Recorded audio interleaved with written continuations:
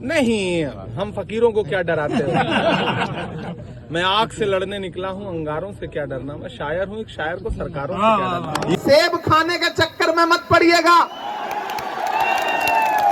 और आजकल जो सेब आ रहे हैं ना, वो नकली हैं सब।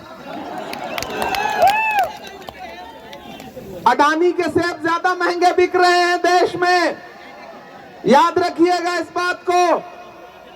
आपको 26 तारीख को एक बात याद रखना है कि जो 26 अप्रैल है वो लोकतंत्र के लिए होली है, दिवाली है, ईद है। अगली लाइन आ रही है, ताली उस पे बजाना।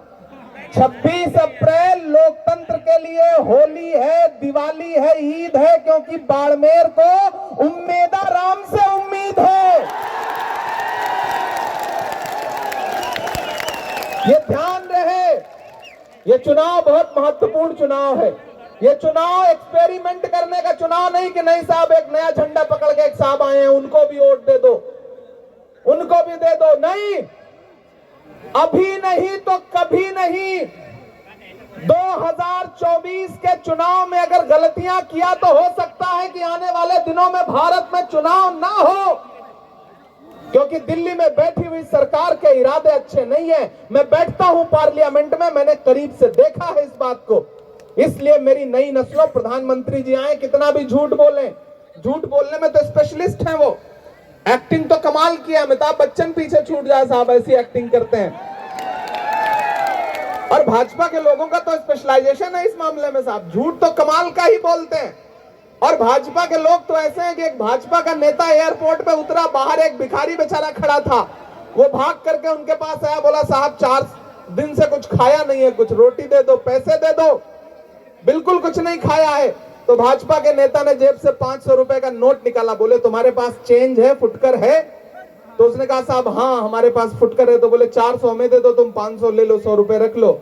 जैसे ही उसने अपनी जेब में से 400 रुपए निकाले, वैसे ही भाजपा के नेता ने उस भिखारी से कहा कि तुम्हारे पास तो पहले से पैसे रखे हैं, जाओ इसी से खा लेना, और अपना पैसा वापस रख लिया।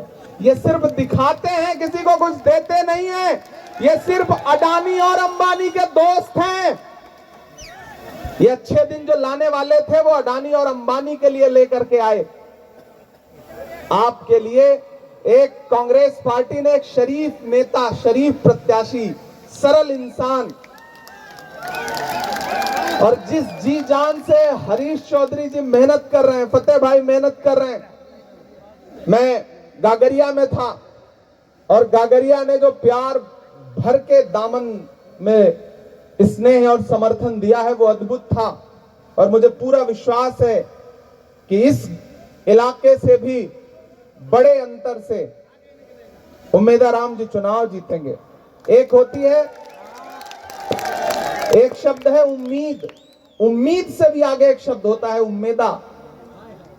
तो कांग्रेस पार्टी ने आपको उम्मेदा ला करके दिया है। आप सोचिए ना कितना प्लान करके आपको प्रत्याशी दिया गया है। तो इसलिए किसी झांसे में मत आइए।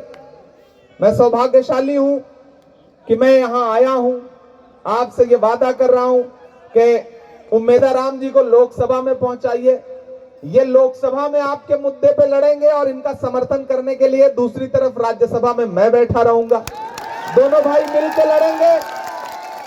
यहां असेंबली में लड़ने के लिए हमारा भाई अभिमन्यु पुनिया जी हैं ही, और हरीश चौधरी जी तो दहाड़ते ही रहते हैं।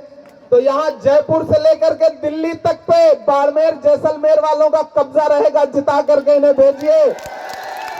ये चुनाव बहुत महत्वपूर्ण चुनाव है। और मैं तो एक बात अपने समाज के लोगों से खासतौर से कहना चाहता हूं, आप बड़े शौक रखते हैं नया झंडा पकड़ने का, नई गाड़ियों पे बैठने का। नहीं, किसी गफलत में मत आइए, किसी धोखे में मत आइए। ये जो घूम रहे हैं आपके बीच में आते हैं तो आदाब करते करते ऐसा लगता है कि कमर झुक जाएगी। उनकी सच्चाइयां हमें पता हैं। मैं तो आपसे ये कहने आया हूं कि उम्मेदा राम जी का चेहरा आपके सामने है, हरीश भाई का चेहरा आपके सामने है, लेकिन आपका दिया गया एक एक वोट 26 तारीख को सिर्फ उम्मेदा राम को नहीं मिलेगा, बल्कि मोहब्बत के उस मसीहा को मिलेगा जिसका नाम राहुल गांधी है। जो इंसान आपके लिए 4000 किलोमीटर पैदल चला कन्याकुमारी से कश्मीर तक, मैं उनके साथ चला हूं। मुझसे मीडिया के साथियों ने कहा इमरान साहब आप राहुल गांधी के साथ चल रहे हैं, आप क्या कहेंगे? तो मैंने कहा कि मैं तो शायर हूं, मैं तो बस एक शेर पढ़ूंगा कि जो हर जालिम से टकराएगी वो आंधी बनाऊंगा। आपकी तालियों का शोर जाए जयपुर से लेकर दिल्ली तक की, जो हर जालिम से टकराएगी वो आंधी बनाऊंगा। आप बड़े जल्दबाजी में रहते हैं, एडवांस में दे देते हैं, यही करके आपने जो है दिमाग खराब कर दिया छोटे छोटे नेताओं के।